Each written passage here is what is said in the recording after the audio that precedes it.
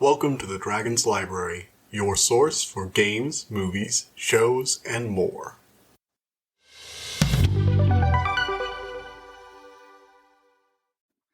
Hello everyone, welcome back to the Dragon's Library. Today we're going to be talking about a new book, one that I read recently. Well, read for a while. I want to talk about this series more, but I want to space the series out a bit. It's One Good Dragon Deserves Another by Rachel Aaron. It is the sequel to Nice Dragons Finish Last, and the second book in the Heartstrikers series. So, I really like this series, as I've said in the first review. I love it, I think it deserves a lot more attention, so I'm gonna keep talking about it until it gets that attention. So, yeah. Anyway, if you want to get caught up on the series, go ahead and watch my first review, read the first book, that kind of thing. I will have a small section that's non-spoiler, but I highly recommend you either, listen to my preview or get caught up in the series first. So, yeah. First up, we're going to start with a basic overview. After that, we will go into talking about, some favorite parts, one of the things I like about it, just overall, what I did and didn't like with the series. After that, I'll go into some basic context and then a spoiler talk section. So, let's get started. The plot of One Good Dragon Deserves Another starts up 1 month after the events of the first book. Julius and Marcy have started up a sort of magical pest control business. Julius kind of forgotten about his family. He prevented himself from being murdered, so he's just kind of trying to live his life at this point.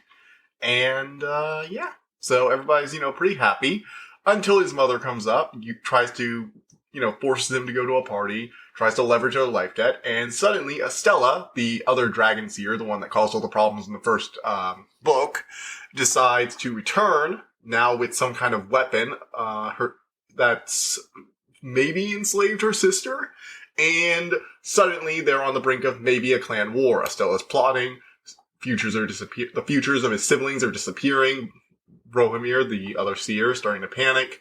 And Marcy gets in trouble with Algonquin for the events in the first book. For those of you who don't know, Algonquin is the spirit of the Great Lakes, and basically rules the Detroit Free Zone, and one of her only major actual laws is dragons are killed on sight. So, being a business partner with a dragon is not a good thing.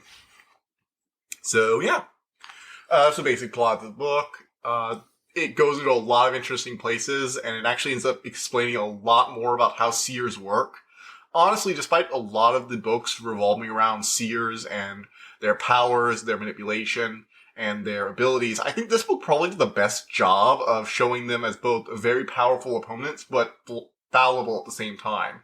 It points out their weaknesses, and the whole thing, because one of the major problems with this series is that sometimes the seer plots just don't hold up, in my opinion. Now, don't be wrong, they're still interesting, and I still think thematically they work, but from a nitty-gritty, examining every aspect of it kind of thing, the timeline doesn't always hold up, and in a series where the whole plot is, seers manipulating and plotting out every event so everything falls in dominoes, when the whole timeline doesn't really fall like a dominoes when you actually look over it, it can be a bit of a problem. But up to this book, I'd say everything is still working.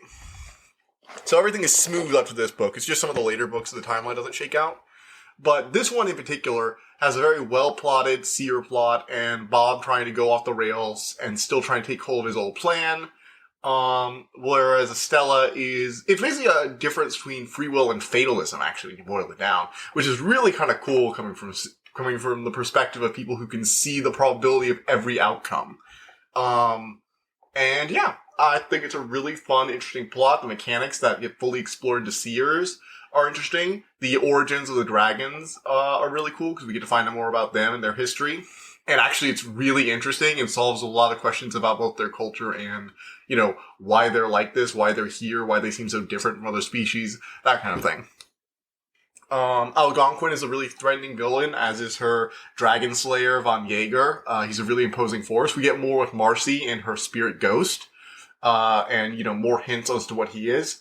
We also get introduced to the person who might be my favorite character this whole series. I have 3 major characters. I like Julius, I like Bob, and I like Amelia, and Marcy. So they're my 4 favorite characters. 2 main characters and then the 2 elder dragons. And this is the book we finally introduced to Amelia. She's, okay, for those of you who don't know, just a bit of context so I can explain this. Bethesda, the matriarch of the Heartstriker clan, named her children based on the clutch they were hatched in. So her eldest children were all started with A's. Second children started with B's, etc. And Amelia is the oldest surviving female of Bethesda's, children. Whereas Bob Brohimir is the oldest male. They're from her first and second clutches, respectively.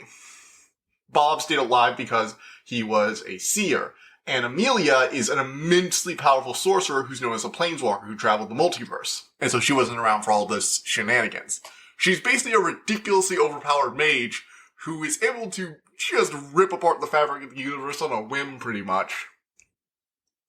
But she has counterbalances in the show, and she's kind of a drunken alcoholic, but she's a bit different from other dragons in that she finds humans really fascinating and always enjoyed playing around with them.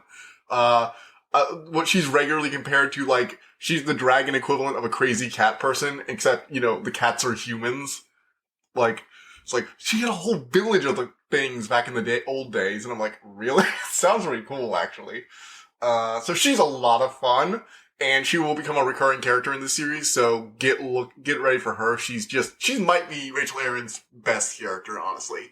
She's a lot of fun, a lot more in depth, but she never loses the core of what she is. She's a very selfish dragon, but she goes about it in the ways that are vastly different from the others.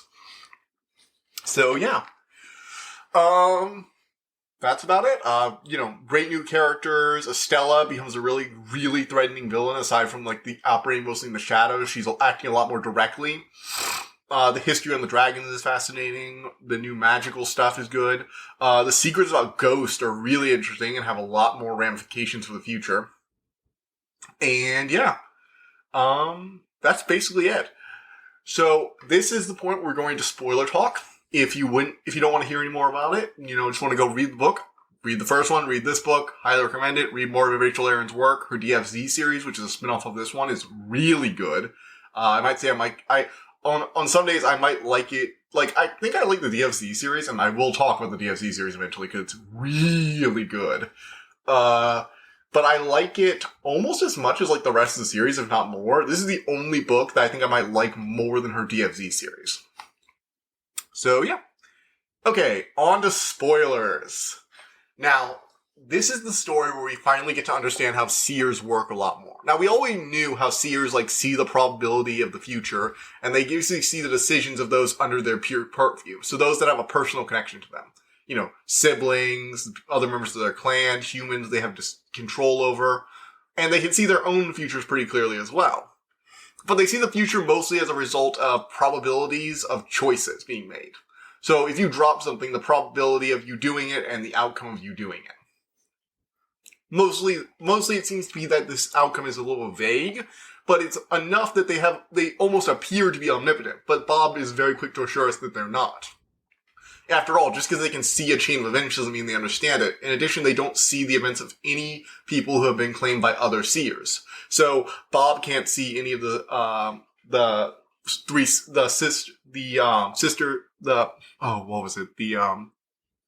sisters' children, and Estella's siblings. And Estella can't see Julius and Amelia's futures, but she learns to cheat. And this is a thing that makes this story really interesting. See, it loops back around to the whole core premise of where the dragons came from. Basically, in the previous story, Estella stole a device called a Cosmolab that allows one to view basically it's a compass to traverse the multiverse. And Estella used it to go to the dragon's old homeworld, because they aren't naturally from this plane. Their homeworld had been ravaged by their own, very stupid behavior. And the dragons fled basically on the edge of planar collapse. Now, there's some magic that's holding a reflection of what the old plane used to be together as a warning. Stella goes there and basically takes the weapon that was used to destroy their world, and this is where it gets really fascinating.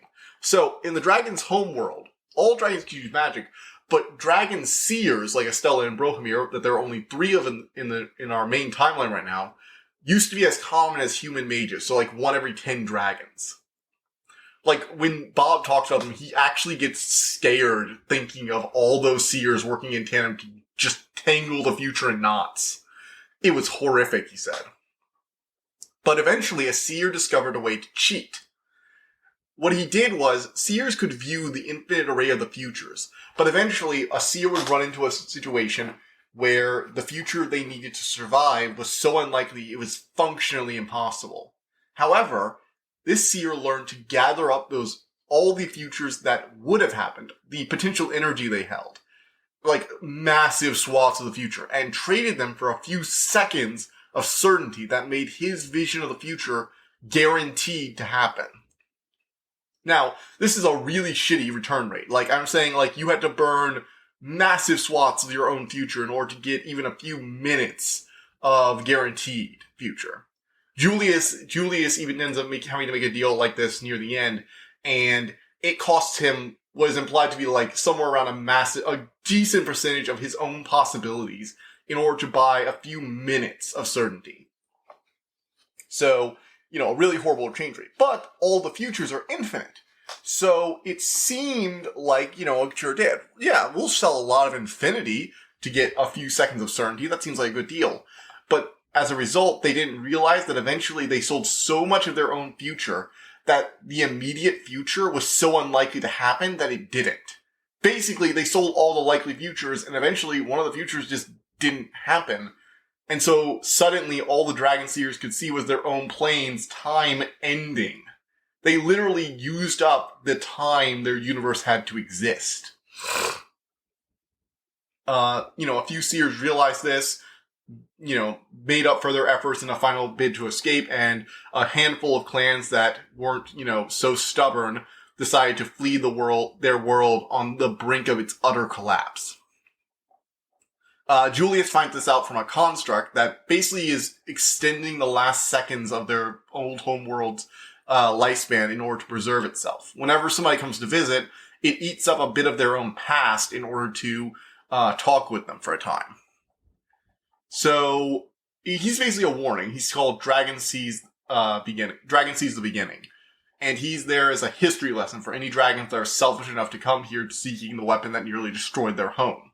Because every seer inevitably runs into the wall they can't beat and searches for this weapon once more.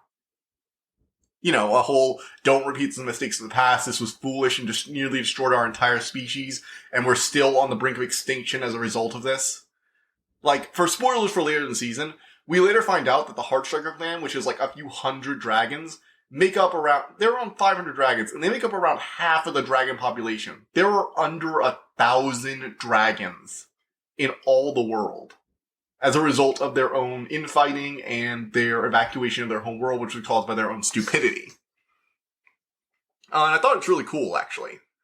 They go over, potential energy and how it relates to the way seers use and leverage the future, and it all plays out really fascinatingly. Basically, Julius buys a few seconds of certainty that contradict the few seconds of certainty Estella bought. The chains clash, and for a moment, neither of their futures can really come true. Julius ends up winning due to its conditions, and both him and Estella remain alive. So even though her future doesn't come true, she also doesn't die for having used up her futures. The paradox causes her future to be reborn, but she ends up, Estella refuses to admit her mistakes, and as a result is killed by one of the siblings she abused all these years. Specifically, weak little Kadia, who grows some fangs at last, which is nice. However, while all this is going on, after Julius was ripped away by Bethesda and kind of had to yell at Marcy so she didn't get eaten, Marcy was kind of feeling bad and got ambushed by Von Jaeger, Algonquin's dragon hunter, who is asking about the dragon in the pit from earlier that month. And yeah, Marcy has a killing curse placed on her and needs, to figure out a way out of it or bring a dragon to Von Jaeger in order to survive. She has till the end of the day. But, that's not much time. Julius tries to help her, and in the meanwhile, Chelsea and Amelia end up helping them out, but Amelia gets ambushed by Estella, has the chains placed on her to lock down her future, and eventually turn her into a pawn once it's activated later. And the whole thing is revealed to have been a plot by Estella to corner the hardest of the elite Heartstrikers she needed to make this new future come true, Chelsea, who ends up helping Julius because she's really sick of all this bullshit and doesn't think that little whelp should have been put through any of this, because it turns out she's actually kind of nice. But if you say it to her, she will rip your goddamn face off. And so, yeah. Actually, I really like Chelsea. To be fair, most of the characters are really fun. The only really annoying ones are the ones like they're supposed to be annoying or unlikable. Like, Von Yeager's the villain, Algonquin's kind of like the superior, I am better than all of you, I am the land itself kind of person, Bethesda is, intensely unlikable considering she regularly pits her children against her and murders them and uses them as sacrificial pawns, but that's like the whole point. And so, yeah, by the end of it, Julius ends up overthrowing his mother, due to the chain as a method of keeping him alive. He ended up pulling the last fang of his grandfather, which, the fangs of the Heartstriker were sort of like dragon super weapons born of the magic of the Quetzalcoatl. Bethesda, after she killed him, preserved it, and she used his fangs as sort of blades and special dragon armaments. Each one of them has a unique ability, teleporting any Heartstrikers, green fire, protective armor, cutting through magic, that kind of stuff. Julius's fang freezes any Heartstrikers with hostile intent. It basically represents his grandfather's diplomatic side, showing that Julius is a lot more like his grandfather than some people would, willing to believe. Which is interesting, because the Quetzalcoatl is regularly depicted as a lot more kind, especially in his later years, and that's what allowed Bethesda to end up killing him. Which is, her way of proving that the whole might makes right, dragons stabbing each other in the back is the only way to live, because if he had been like that, he wouldn't have died to her. Amelia, there's a lot of fun stuff with Amelia where she starts explaining who Ghost is. Ghost, it actually turns out, is the new mortal spirit.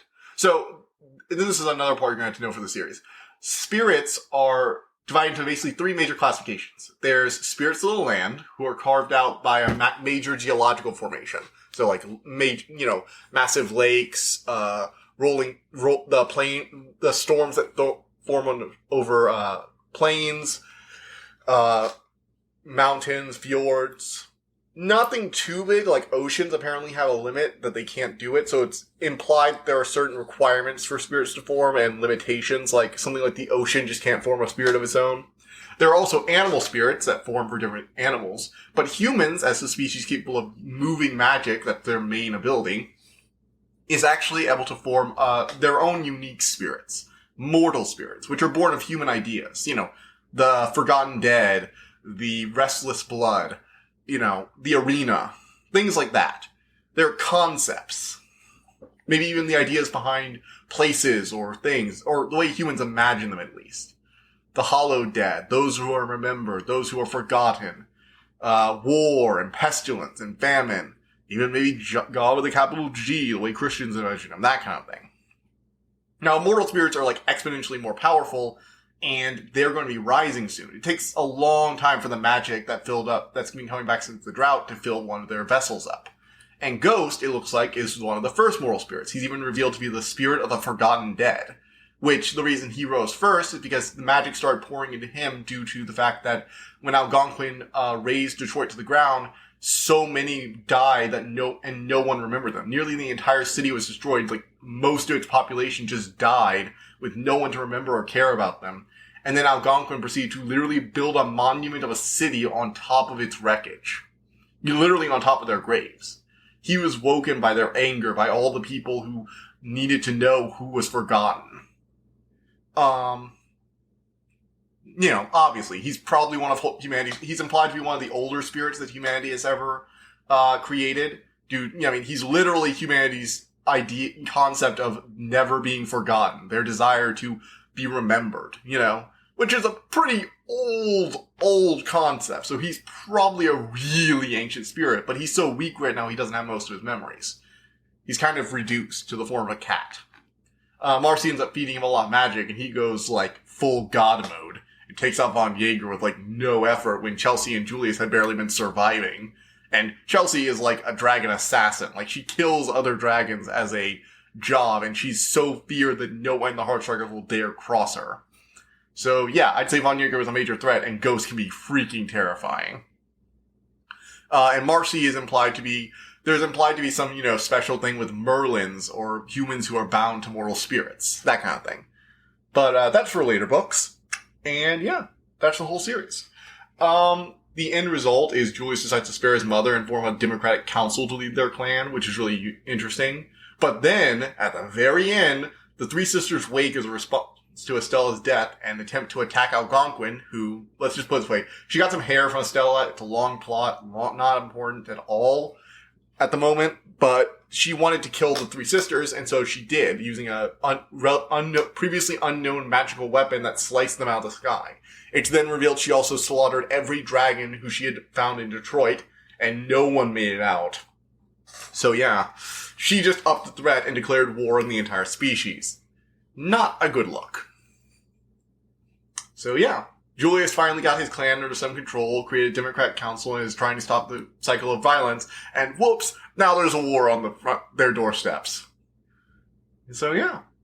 Really interesting book, has a lot of fun concepts, the magic's really interesting. Marcy and Julius have a great connection. They're not around each other as much in the very beginning of this one, because Julius spends a decent time on Heartstriker Mountain, but it is interesting to see the way he plays off other members of his family, like Conrad and Amelia, and his still very tense relationship with his mother, and how it evolves into, I am sick of this BS after 3 nonstop days of seer plots, dragon politics, and backstabbing, and his family just not listening at all and trying, it's wonderful. His relationship with Justin, who got his sword taken away, and is now sulking, and he's like, I have to prove myself, and eventually realizes, and when Julius tells him, our mother doesn't care about you. She wouldn't care about any of us. You're literally just a tool for her. And then when he's captured, and his mother has a chance to literally save his life by just saying please, and she doesn't because she finds it demeaning, he realizes that Julius was right, and he's probably gonna die now as a result.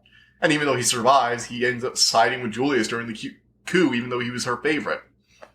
Because he realizes that she didn't really care about their clan, and Julius, despite having hid from it most of his life, does genuinely care about his family and will do what is right for them and not just for himself. Which is what he sees as what will make their clan stronger. Which is interesting because all of the elder siblings, the other Fangs of the Heartstriker, along with Amelia, who end up supporting Julius near the end, don't do so because he's the most powerful, don't really do it even because he defeated their mother. He did it because Bethesda has a chance to be taken out of power. She's abused Chelsea for years, used Conrad as a bodyguard, and he only really cares about keeping the clan strong, and she has proven that she is willing to put the clan in a weaker spot for her own self-interest. So he doesn't support her anymore. She lost. Bob wants to use Julius for his own, as of now, unknown, as of this book, unknown plans for the future, because he's his linchpin, and he's been planning something similar to this for years, and Estella just accelerated things. Meanwhile, Amelia is now friends with Julius, and she's had to run away from her mother for years because Bethesda was, paranoid that she wanted to take over the clan and kill her, like she did to her own father. Self-projecting much, Bethesda.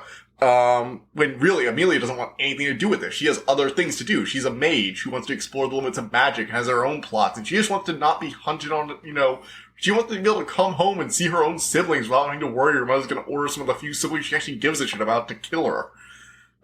And it's really interesting watching all these dragons who Julius had just assumed always went along with this because, they believed in it. This was what they were supposed to be, and it's realized, oh wait, they're all different. Like Justin and Conrad just want to do what makes the clan stronger, and they followed their mother because she was the strongest, and she did make them a powerful clan.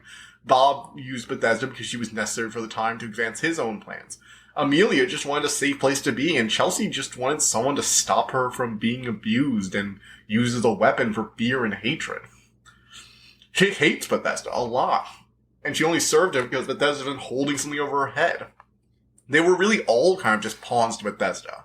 People to be thrown away and used, and even the ones who followed her more willingly only really did so because she had proven that she was the only way their clan could survive. That was the only thing they knew. But then when they were given an option, someone who actually genuinely wanted to support their clan, he offers them a way to, help reduce the clan infighting that's both weakened and divided them for so long. He finds a lot more actually agreeing voices than he thought he would. The stereotypical backstabbing, conniving dragon who sees violence and manipulation as the only way to get anything, actually are willing to put aside their differences when they do see a better way. And that was interesting.